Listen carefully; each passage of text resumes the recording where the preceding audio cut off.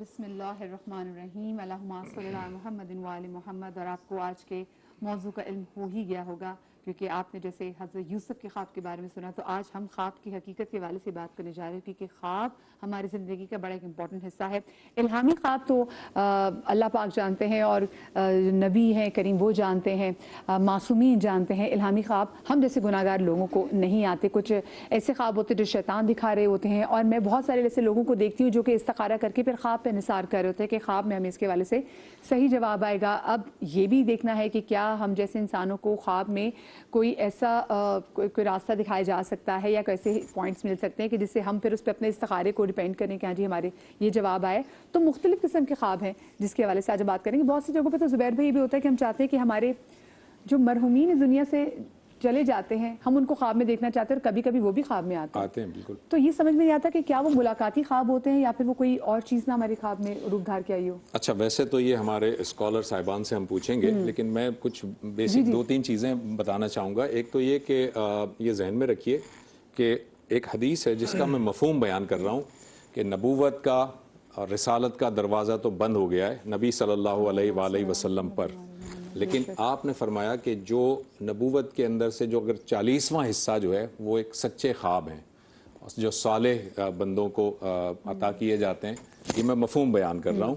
تو اس کا مطلب ہے کہ خواب کے ذریعے سے آج بھی ایسا ممکن ہے. اللہ تعالیٰ آپ کی رہنمائی فرمانا چاہتا ہو, اللہ تعالیٰ آپ کی رہنمائی فرمائے. تو ایک تو یہ کہ خواب جو ہے وہ اللہ تعالیٰ کی طرف سے کوئی اشارہ بھی ہوتے ہیں.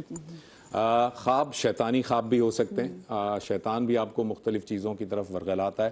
اور خواب جو ہے وہ بعض خواب بالکل بے ہنگم رینڈم سے ہوتے ہیں جن کا تعلق آپ کی اصل میں اندر آپ کے ڈائجسٹو سسٹم سے ہوتا ہے, آپ نے کیا کھایا ہے اس پر بھی ہوتا ہے. تو یہ ساری چیزیں ہیں. لیکن خواب بہرحال آپ نے جس طرح کی کہا کہ ہماری زندگی کی حقیقت ہے, اور خواب جو ہے اس کی تعبیر بھی ہر شخص نہیں بتا سکتا. اور جیسے ابھی آپ نے اس آیات میں بھی سنا کہ حضرت یعقوب علیہ السلام نے فرمایا حضرت یوسف سے کہ بیٹا اپنا خواب اپنے بھائیوں کو مت بتانا ورنہ وہ کوئی چال چلیں گے, حسد کریں گے. تو اس سے یہ بھی پتہ چلا کہ ہر طرح کا خواب ہر طرح کے لوگوں کے سامنے بیان نہیں کرنا چاہیے. یہ بھی ایک آداب میں سے ایک چیز ہے. لیکن ہم آگے چلتے ہیں, پھر مزید اس پہ گفتگو کریں گے. بالکل جی. ہمارے ساتھ مفتی نوید عباسی صاحب موجود ہیں, ہمارے ساتھ عائشہ بلال موجود ہے, ہماری بہت ہی پیاری نعت خوان بہن جویریہ سلیم بھی موجود ہے. اور آج ہم کر لیتے ہیں لیڈیز فرسٹ. ہم پہلے آپ ہی سے شروع کرتے ہیں اور آپ سے جاننا چاہیں گے کہ جو خواب کی اقسام کتنی ہوتی ہیں.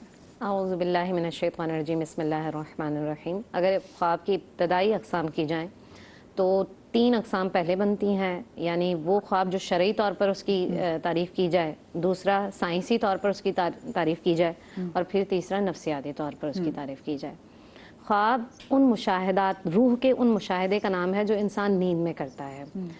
اب اس کی جو 3 اقسام ہیں, نفسیاتی طور پر اگر ہم دیکھیں تو انسان جن جذبات کا اظہار نہیں کر سکتا, جس خوف کا اظہار نہیں کر سکتا, جو چیزیں ہوتی ہیں جی ہاں, وہ اس کے دماغ میں جو چل رہی ہوتی ہیں وہ ان کا مشاہدہ کرتا ہے. یہ نفسیاتی طور پر ہے. سائنسی طور پر اگر ہم اسے دیکھیں تو انسانی دماغ جو ہے نا, کیونکہ کائنات میں سب سے بڑی نعمت جو ہے وہ انسانی دماغ ہے, ٹھیک ہے, اس میں کچھ یادداشتیں محفوظ رکھنی ہوتی ہیں اور کچھ مٹانی ہوتی ہیں. تو جس وقت انسانی دماغ سو رہا ہوتا ہے, انسان سو رہا ہوتا ہے, تو دماغ اپنا کام کرتا ہے اور جتنی بھی ایسی یادداشتیں ہیں جو اس کو نقصان پہنچانے والی ہوتی ہیں وہ اسے مٹا دیتا ہے. پرانی یادوں کو مٹا دیتا ہے, تکلیف دہ معاملات کو مٹا دیتا ہے, یادداشت کو مضبوط کرتا ہے. یہ ہو گئی سائنسی.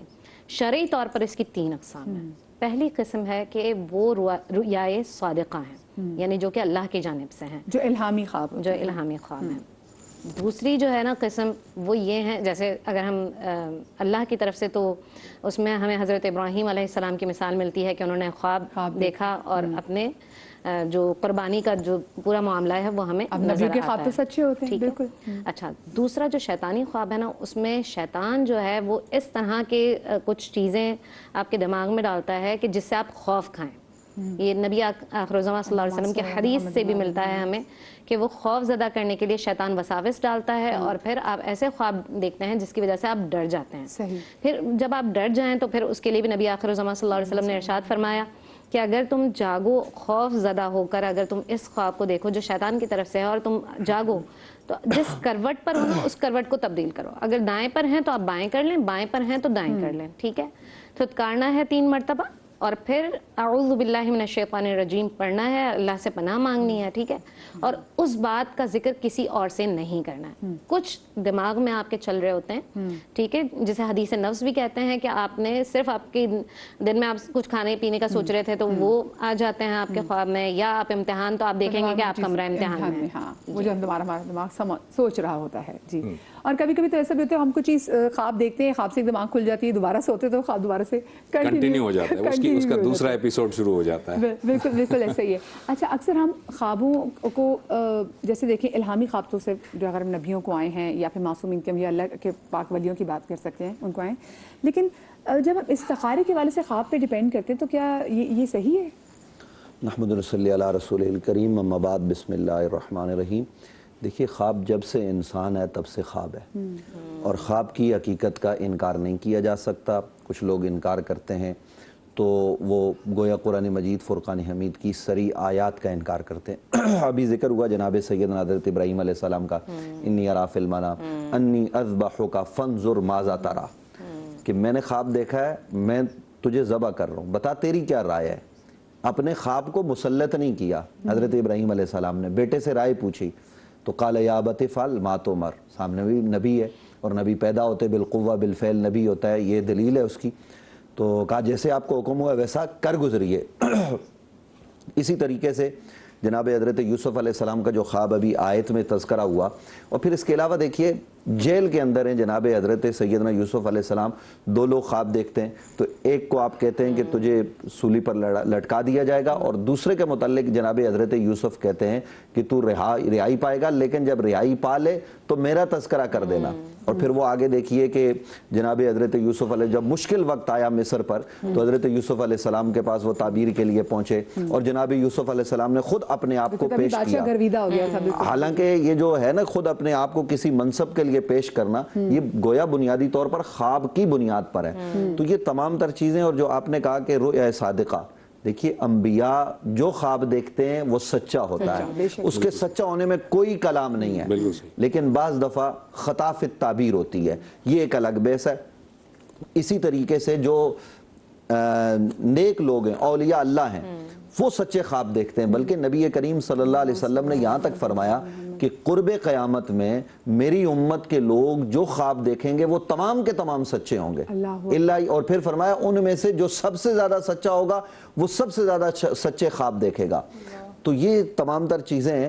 تو خواب ظاہر ہے جیسے ابھی تذکرہ ہو گیا کہ خواب وہ بھی ہوتے ہیں جو نبوت کا, ایک روایت ابھی ہمارے زبیر بھائی نے بیان کی 40واں حصہ, اور دوسری روایت میں 46واں حصہ خوابوں کو قرار دیا. لیکن یہاں رک کر ایک بات میں ضرور عرض کروں گا کہ حضور نے فرما دیا نا خاتم النبیین لا نبی بعدی, لیکن اس بنیاد پر بعض لوگ ہمارے معاشرے اور سوسائٹی میں کہتے ہیں دیکھیے نبوت کا دروازہ کھلا ہے. بابا نبوت کا دروازہ کھلا نہیں ہے, وہ جو نبی کریم صلی اللہ علیہ وسلم کے وسیلے سے امت کو رہنمائی ملتی ہے تو اس کو نبوت کا 46واں حصہ خود نبی علیہ السلام نے باقی رکھا ہے. حضور کے بعد کوئی نبی نہیں آ سکتا, کوئی کتنا ہی اچھا خواب دیکھنے والا کیوں نہ ہو, وہ حضور کا پیرو ہوگا, حضور کی پیروی کرنے والا ہوگا, تو اس کے خواب پر ہم کلام کریں گے. اس لیے جو آپ نے کہا کہ لوگ خواب میں جو ہے نا وہ استخارے کو چیک کرتے ہیں, تو دیکھیے یہ بھی نبی علیہ السلام کی حدیث ہے.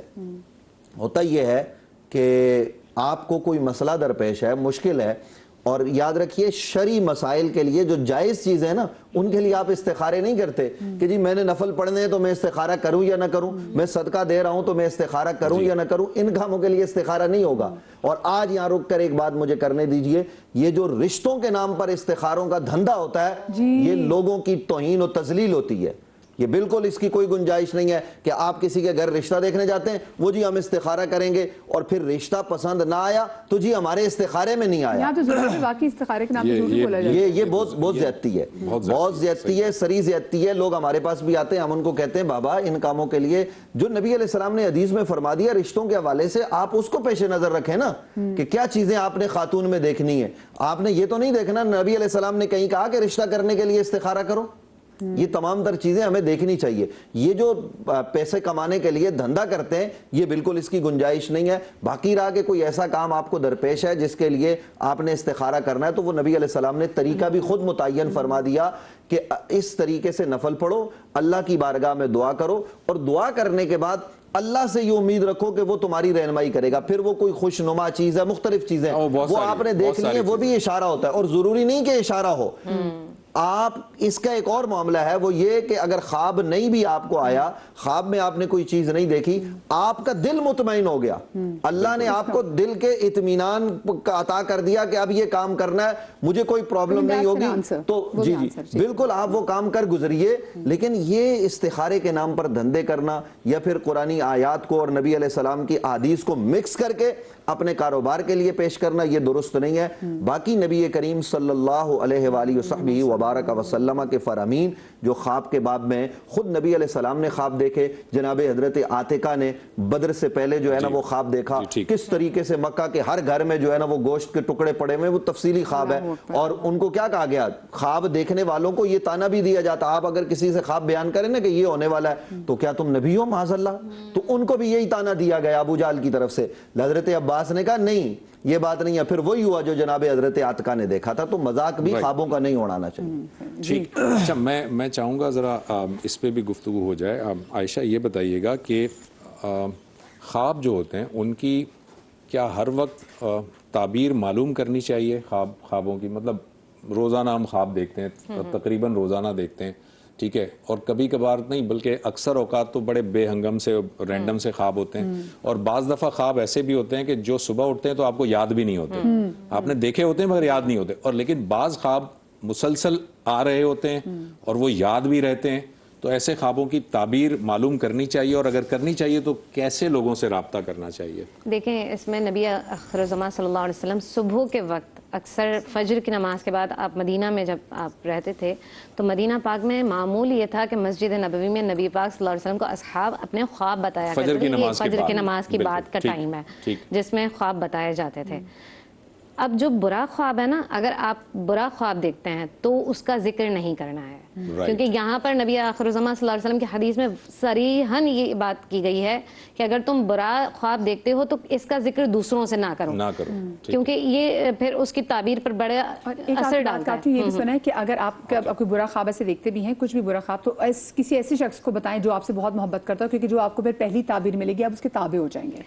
کوشش کرنی چاہیے, ویسے کوشش کریں کہ برا خواب ڈسکس نہ کریں, اس کو وہیں پر اللہ کی پناہ مانگیں, کیونکہ ہمارے لیے نا سب سے بڑا ہتھیار ہے مومن کے لیے دعا. جب وہ اللہ سے دعا کرے گا تو اللہ تعالیٰ اس کی جو تعبیر ہے وہ بہتر کر دیں گے, ٹھیک ہے. اور یہ شیطانی وساوس ہوتے ہیں جس کی وجہ سے وہ انسان کو پریشان کرنا چاہتا ہے. جیسے ہم نے کہا اب کسی نے اگر اچھا خواب دیکھا ہے, اگر کسی نے اچھا خواب دیکھا ہے, مثال کے طور پر اس نے حرم دیکھا ہے, حرم کعبہ دیکھا ہے, رسول اکرم صلی اللہ علیہ وسلم نے صلح حدیبیہ سے پہلے خواب دیکھا تھا, اور جس کے تحت آپ صلی اللہ علیہ وآلہ وسلم عمرہ کے لیے گئے تھے, تو وہ جو خواب تھا نا, نبی پاک صلی اللہ علیہ وسلم نے سب کو بتایا تھا کہ میں نے خواب دیکھا ہے کہ تمام کے تمام لوگ جو ہے جوق در جوق کعبہ معظمہ میں داخل ہو رہے ہیں, کچھ لوگ سر منڈوا رہے ہیں اور کچھ لوگ ابھی ان کا ارادہ تھا کہ وہ منڈوائیں گے. تو اس طرح کا جو خواب نبی آخر الزمان صلی اللہ علیہ وسلم نے دیکھا وہ تمام لوگوں کو بتایا. تو اگر آپ بھی ایسا خواب دیکھتے ہیں کہ کوئی مبارک خواب ہے, تو آپ ان سے ذکر کریں گے جو آپ سے محبت کرتے ہیں. مبارک خواب بھی ہر ایک سے ڈسکس نہیں کرنا ہے آپ نے. مثال کے طور پر جیسے حضرت یوسف علیہ السلام کی بات ہوئی کہ ان کو سجدہ کر رہے ہیں چاند اور ستارے, تو انہوں نے فوراً کیا کہا تھا کہ بیٹے اپنا خواب اپنے بھائیوں کو نہ بتانا.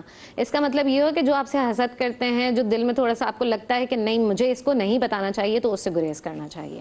ٹھیک, اس سلسلے میں آپ بھی ذرا کچھ رہنمائی فرمائیے گا مفتی صاحب کہ خواب کی جو تعبیر ہوتی, کیونکہ میں نے جب شروع میں اپنے انٹرو میں کہا تھا نا کہ بعض دفعہ آپ کی کھانے میں کوئی ایسی چیز ہو جاتی ہے, کیونکہ میں نے بہت دفعہ ایسا ٹیلی ویژن پہ دیکھا ہے, کچھ خواب بتائے جاتے ہیں تو جو اسکالر ہوتے ہیں وہ کہتے ہیں کہ جی آپ ایسا کریں اپنے کھانے میں ذرا نمک کو کم کر دیں, فلانی چیز کیوں یہ کر دیں, تلی ہوئی چیزیں کم کھائیں. ہاں, تو اس کا مطلب کہ میجورٹی تو اس طرح کی خواب ہوتے ہیں, لیکن کبھی کبھار بڑے سنجیدہ نوعیت کے خواب بھی آتے ہیں. تو ہمارا کرائٹیریا ہونا کیا چاہیے؟ اور میں نے یہ بھی سنا ہے, اس کی بھی ذرا وضاحت کر دیجیے گا. علامہ ابن سیرین نے تو ایسی کوئی چیز نہیں لکھی ہے, لیکن لوگ یہ کہتے ہیں کہ جو آپ خواب دیکھتے ہیں اس کا الٹ ہوتا ہے, یعنی اگر آپ نے خواب میں اپنے آپ کو مرتے ہوئے دیکھا ہے تو اس کا مطلب آپ کی زندگی بڑی لمبی ہو جائے گی. تو الٹ والی بات میں نے سیرین صاحب کی بک میں تو نہیں پڑھی ہے, مگر آپ اس کی وضاحت کر دیجیے. جی دیکھیے, ضروری نہیں ہے کہ جو خواب آپ دیکھیں تو اس کا الٹ ہو. خواب کے حوالے سے جو آپ نے فرمایا کہ کھانے پینے کی وجہ سے یہ بالکل ہوتا ہے. اسی طریقے سے ماحول کا اثر ہوتا ہے. ماحول کا بھی اثر. آپ دن بھر جس ماحول میں رہتے ہیں وہ بھی ہوتا ہے. آپ کسی شخصیت کا صبح سے شام تک تذکرہ کرتے رہیں, ہو سکتا ہے وہ آپ کے خواب میں آ جائے. جی. تو یہ خواب وہ آپ کے ماحول کے اثرات والے خواب ہیں. Right. تو ان کا مطلب ان کی تعبیر پوچھنا یا ان کے حوالے سے غور و خوض کرنا اس کی کوئی ضرورت نہیں, اور اس میں پریشان ہونے کی بھی ضرورت نہیں ہے. سارا دن جو ہے نا وہ کیا نام اپنا بہن بیٹھ کے اپنی پھوپھی کی جو ہے نا وہ کر رہی ہے بدخوئی اور اس کے خلاف باتیں کر رہی ہے, اور رات کو پھوپھی ڈنڈا لے کے آ گئی خواب میں. تو اب آپ جو ہے نا وہ پوچھتے پھریں کہ مفتی صاحب آپ یہ بتائیے, اسکالر صاحب یہ بتائیے, کنفرم ہو گیا تو بھائی اب وہ مجھے مارے گی. تو یہ آپ نے چونکہ سارا دن یہ کام کیا ہے تو وہ آپ کا دماغ اصل میں پھر وہی وہ کرتا رہتا ہے. بالکل یہی ہوتا ہے. اچھا یہ پھوپھی سے کوئی مجھے برا بھلا نہ کہ معذرت چاہتا ہوں کہ ایسا نہ ہو کہ بھائی ساری پھوپھیاں ہی میرے خلاف ہو جائیں. میں نے یہ ایک بات کی ہے, بہن بہن کے ساتھ کر سکتی ہے, بھابھی کے معاملات. مطلب آپ کی بات درست ہے کہ جو آپ کا دماغ جس چیز میں سارا دن مصروف رہتا ہے پھر وہ آپ کو وہ دماغ وہ چیزیں آتی ہیں, پھر ماحول کا اثر ہوتا ہے. ابھی ہم یہ ٹی وی چینل کا پروگرام کر رہے ہیں, اگر آپ ایک چھوٹا سا بریک لے لوں اگر آپ کی اجازت ہو. ایک مختصر سا ہم بریک لے لیتے ہیں, بریک کے بعد بھی شامل کریں گے اور گفتگو کرتے ہیں, کال بھی شامل کریں گے بریک کے بعد.